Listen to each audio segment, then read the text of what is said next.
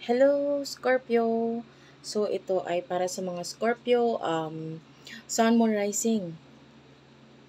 I-check mo yung natal chart mo ha, especially yung rising sign. And i-watch mo na rin yung moon sign and sun sign mo dahil maaaring may messages dito para sa'yo. So, this is actually for Scorpio. Tatalakayin natin yung epekto ng Mercury retrograde sa'yo. Una sa lahat, ano ba yung Mercury retrograde?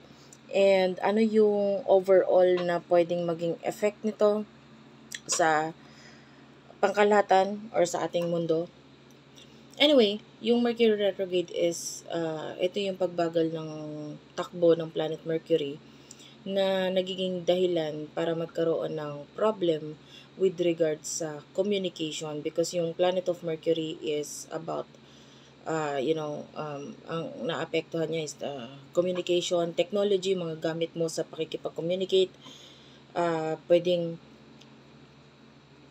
yung cellphone, laptops, gadgets, sasakyan, apektado rin, printer, ayan. And pwedeng magkaroon ng mga problems dito. And if you are experiencing into pag-blink-blink ng ilaw, pwedeng isa ito sa maapektuhan nitong Mercury retrograde. Ngayon, with the with with this Mercury retrograde, by the way, nangyari na ito August 5, nagsimula na siya.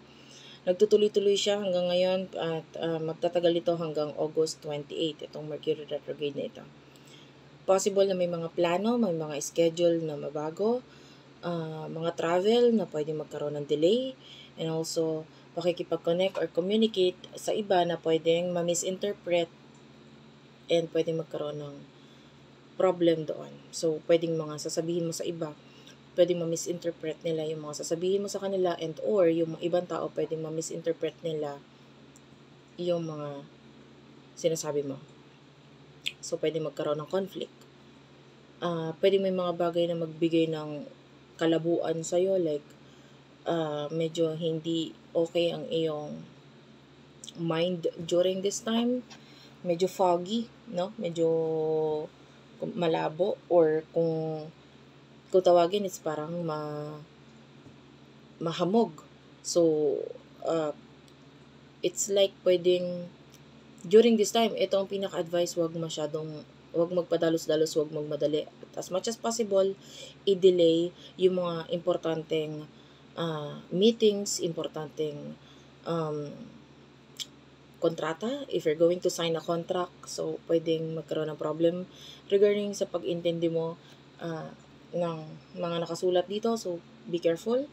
And also at the same time, pagdating sa mga taon na kakakonect mo even through social media, through emails, pwedeng ma-misinterpret mo yung mga sinasabi nila or vice versa, ma-misinterpret nila yung mga chinachat mo or sinasabi mo. So be careful. During this Mercury retrograde, simulan na natin, Scorpio, kung ano yung pinaka magiging effect niya sa'yo. Anong maaapektuhan sa'yo during this time. Some of your friends, mga kaibigan, na pwedeng may mga usapan kayo, then pwedeng hindi sila sumulpot. Or, actually, wag mo itong kunin or wag mong gawing personal yan. Or pwedeng mga friends na hindi nakikipag-connect or communicate na sa'yo. So, pwedeng either may mga ginagawa sila, they're busy, or pwedeng may mga delays pagdating sa pakikipag-connect or communicate pagdating sa iyong mga friends. Try to, sa halip na isipin mo, sa loobin mo, or isipan mo ng hindi maganda itong mga kaibigan na ito, this is the time na ikaw yung gumawa ng initiate or mag-initiate ng contact or communication sa mga taong to. Extend yourself to them. I-check mo kung okay lang ba sila. Are they emotionally okay? Kasi might be yung friend mo pala na ito ay may pinagdadaanan. Having anxiety, having depression is one of the thing na pwedeng hindi naman laging always may kinalaman sa busy, 'di ba? Pwedeng maging problem din naman yung dahil may iniisip siya and nade-depress na pala yung kaibigan mo. Maybe it's okay na ikaw naman na mag-check kung okay lang ba siya. Bakit hindi ka nag-message sa akin? Bakit hindi ka nakikipag-connect, communicate sa akin? Anong problema? And mapoprove mo or mas mabibigyan ka ng kaliwanagan kung gagawin mo to and kung ano ang estado ng inyong pagkakaibigan by simply calling them. Tawagan mo, di ba? Or mag-stop by ka sa kanilang tahanan to ensure na okay lang sila, na wala silang sakit. And during this Mercury retrograde, maaaring ikaw ay maka-experience ng stress pagdating sa trabaho. Actually, it is advisable na tignan mo yung mga bagay na nagbibigay ng stress sa'yo and maybe tanongin mo sarili mo, are you in the right path? Nasa tamang career ka ba? And ito ba yung gustong mong makita ng ibang tao sa'yo? Are you proud of your work? Are you proud of your career? Or maybe this is the right time na i-consider mo na rin naman ang pagbabago ng career or magkaroon ng pagpaplano regarding sa pagtatry ng ibang bagay. Actually, yung new beginnings, hindi siya advisable na gawin during Mercury retrograde, especially August is a ghost month, hindi siya advisable. Pero ito yung time wherein i-consider mo yung mga dating options or maybe i-try mo na maybe isipin kung saang lugar ba ako magandang pumunta na pwedeng magbigay sa akin ng much better pagdating sa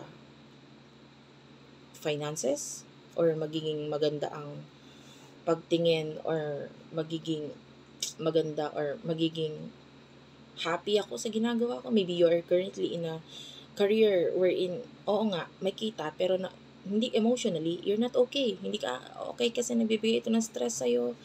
Medyo napapanghinaan ka ng loob kasi feeling mo ang baba mo or feeling mo itong mga employer mo is masyado kang kinakaya and some of you, medyo bumababa yung dignidad mo and pwedeng naaapakan ng iyong ego, pagkatao. So, some of you, kailangan may consider yung mga bagay na yun. This is the time na you should be honest with yourself pagdating sa bagay na tinahak mo. Do you really do like that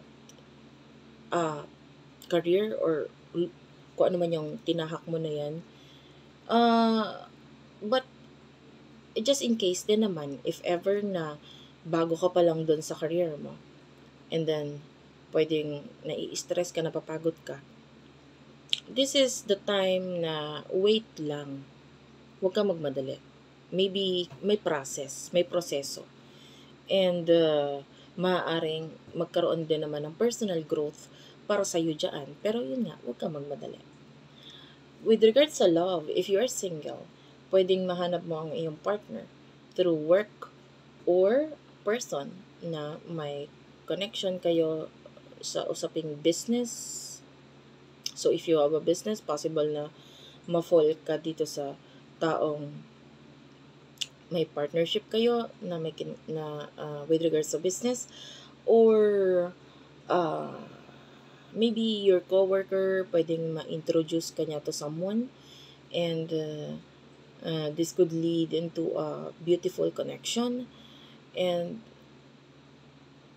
yeah, some of you, pwedeng makita mo yung someone na magpapakilig sa'yo or magbibigay ng relation or possible na magkaroon ng relationship sa inyo. Maybe may kinalaman sa iyong career, work, or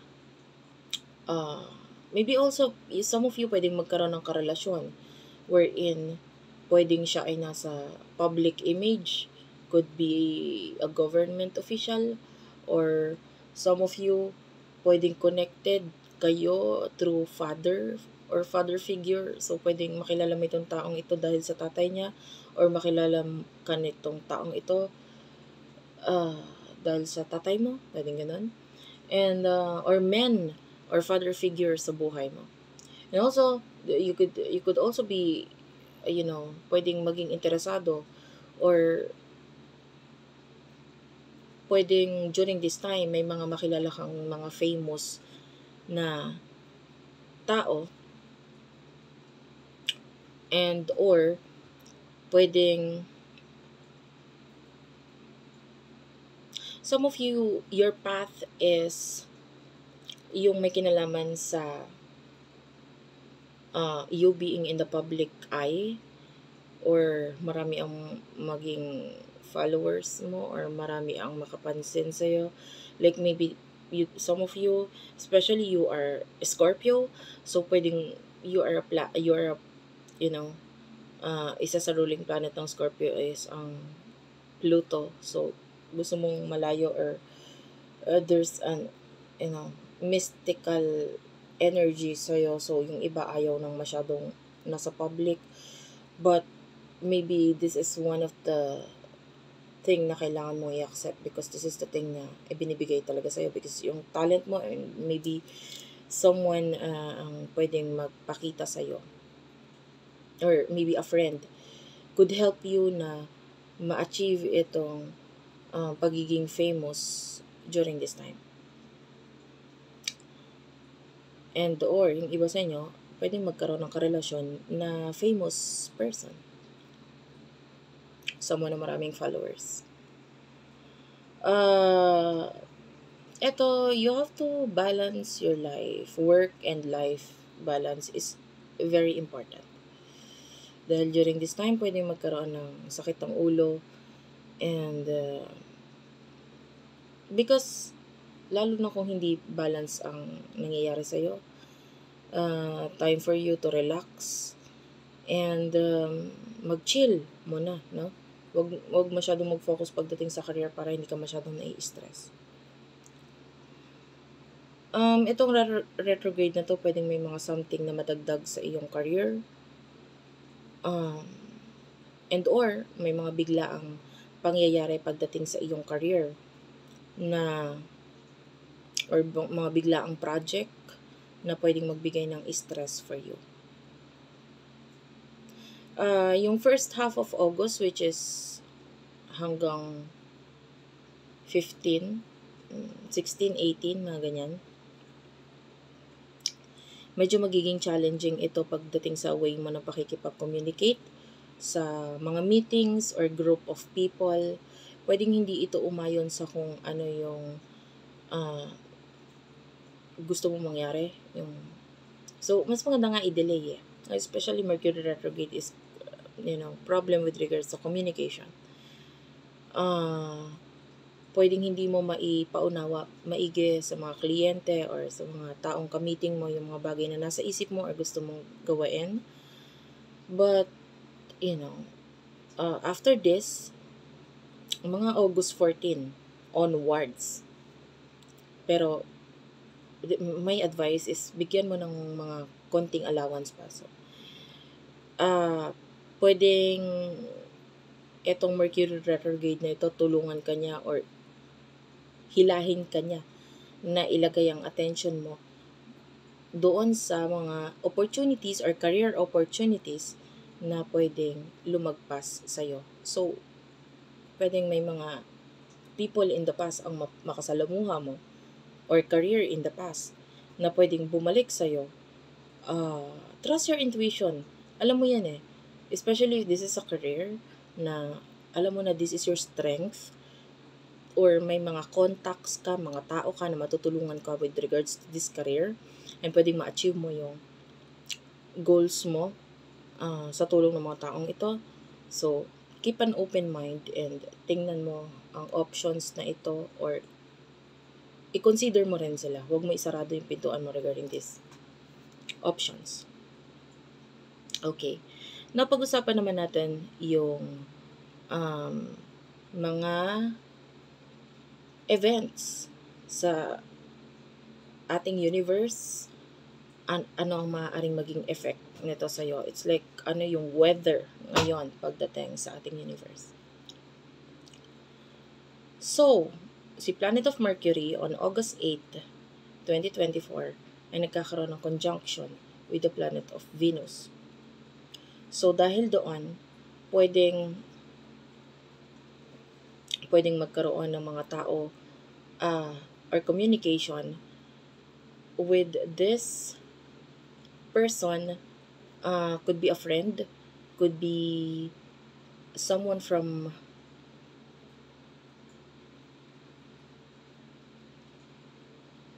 communication with regards sa iyong friend, and maybe colleagues. Ayan. Or yun nga, nabanggit ko kanina, pwedeng katrabaho or friend na may connection kayo or naging connection kayo sa money. Pwedeng ganon. Naging katrabaho mo siya, naging ka-business partner mo siya in the past.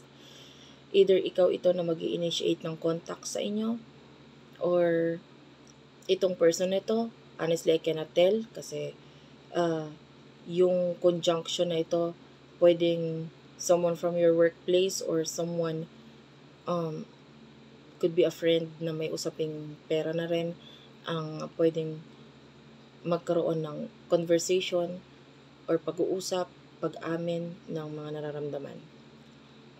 With the Mercury squaring Uranus on August 18, ito mga binabanggit kong dates, guys, bigyan mo ng mga days before, days after, 2 to 3 days before and after ang maaaring maging effect nito sa'yo. Mercury squaring Uranus, ito ay nangyayari this August 8, ito ay mangyayari this August 18.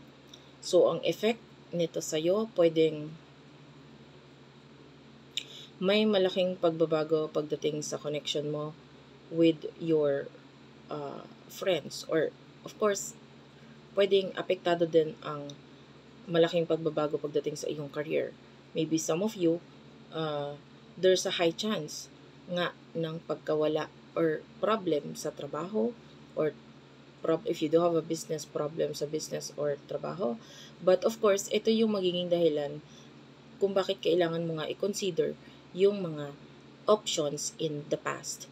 And also, pwedeng magkaroon ng mga biglaang news, no, na mape-pressure ka na gawain or gumawa ng pagbabago. So, may mga or pwedeng, the planet of Uranus is happening in your 7th house. So, some of you, pwedeng ang maging effect naman ito is pagdating sa relationship mo, mga karelasyon mo, pwedeng magkaroon ng pag-aaway if you are currently in a relationship, and pwedeng ma-pressure kang gawain ng isang bagay, like maybe ma-pressure ka na gumawa ng desisyon dahil sa tension na nangyayari sa inyong dalawa. So, pwedeng yung effect nito has something to do with either sa work or sa relationship mo with your spouse or asawa or kinakasama or girlfriend or boyfriend. Because the 7th house has something to do with your relationship, marriage. And if ever you do have a business partner, so pwedeng magkaroon ng conflict or biglaang changes, biglaang mga usapin na pwedeng hindi ka ready pag-usapan, but then pwedeng mapag-usapan ito. And then this would lead into you na pwedeng mabigyan ka ng stress and ma-pressure kang gawain yung mga bagay na ipapagawa nitong taong ito. And pwedeng mga biglaan ito. So, next thing or next event is August 23, 2024. Meron tayong Mercury na nagtatrine kay Chiron. Actually, malaki ang bagay na, kumbaga, after this malaking pagbabago, marami ang matututunan ka or maraming experiences sa'yo ang magiging madali para sa'yo ang magdesisyon, magiging madali para sa'yo intindihin ang mga bagay na pwedeng gustong ipaintindi nitong mga taong makakasalamuha mo. And nakakita tayo ng for example, if you're not happy in a relationship, or the business partnership, pwedeng itong event na ito, makatulong siya na yung iba sa inyo, lalo na kung hindi ka makapagdesisyon, itong mga taong ito na ang magdesisyon para sa iyo. Okay? And I can see a lot of lessons na maaaring matutunan mo dito sa pangyayaring ito. And ito pwedeng magbigay ng opportunity sa iyo para mabalikan mo yung mga dapat naman talagang path na tahakin mo. Maybe a career path in the past na dapat talaga para sa iyo, or relationship in the past, connection in the past na dapat talaga para sa iyo. So itong pangyayaring ito, pwedeng makatulong siya para mabago yung situation mo dahil sa totoo lang, hindi ka naman talaga para dyan. That's not your path. That's not the thing na mas mag-work out para sa'yo. So si Mercury retrograde is like some kind of help para sa'yo na mapunta ka sa tamang direction. August 24, 2024, si Mercury nagkakaroon ng pagsisextile kay planet of Mars. And ito ay pwedeng maka-apekto pagdating, actually, the sextile is good. Sextile is, you know, pwedeng mga delay, but then makakatulong itong delay na ito. But also, the sextile is also an opportunities. So, pwedeng, with the Mars in your 8th house. So, pwedeng, may mga opportunities sa'yo na lumabas during this time, and pwedeng mapag-isipan mo kung anong action ang gagawin mo this time.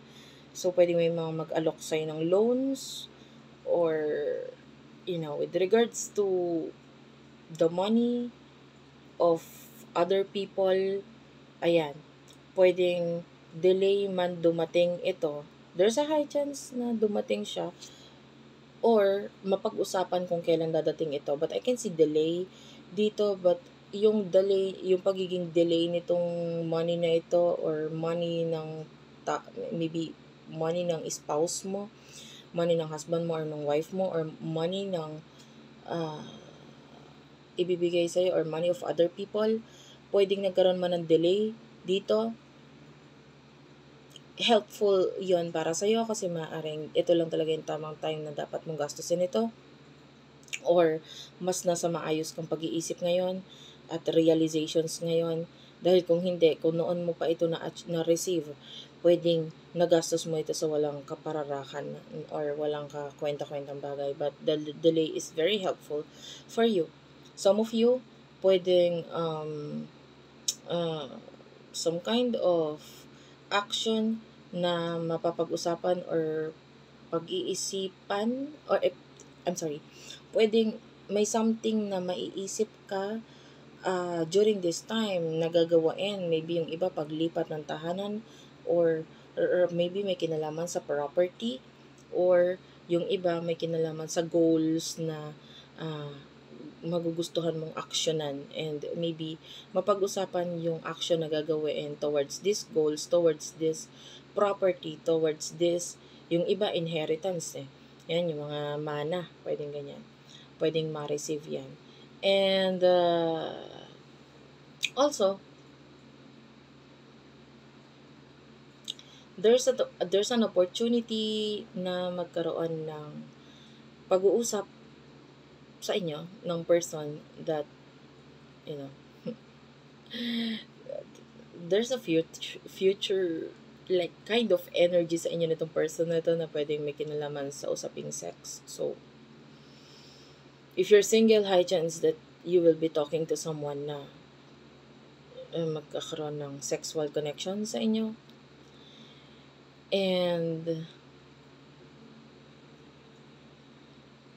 But if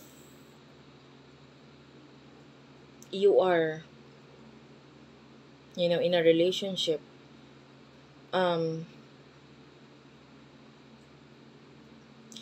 you can use this time to try na i-enhance or maging mas creative pagdating sa inyo mga bagay na may kinalaman sa sex. Kasi maybe this time, maganda pag-usapan bago gawain. Like for example, yung partner mo ba is open sa ganitong klaseng ah ano tawag dito? Ganitong klaseng playful kind of activity pagdating sa bed. So, dapat mapag-usapan yun. And, yeah, anyway, pwedeng this is the time na dumating, yung iba, dumating si mana mismo or mapag-usapan nyo regarding sa mana. And regarding your assets. So, some of you, pwedeng with regards sa partner, pwedeng mapag-usapan na mag-open tayo ng account together, joint account, or mag-open tayo ng account ng ating anak. There's a high chance na mapag-usapan nito during this Mercury sextiling Mars. Yeah. Or some of you, pwedeng may mga action na gagawin sa usaping spiritual. Pwedeng you will be more open pagdating sa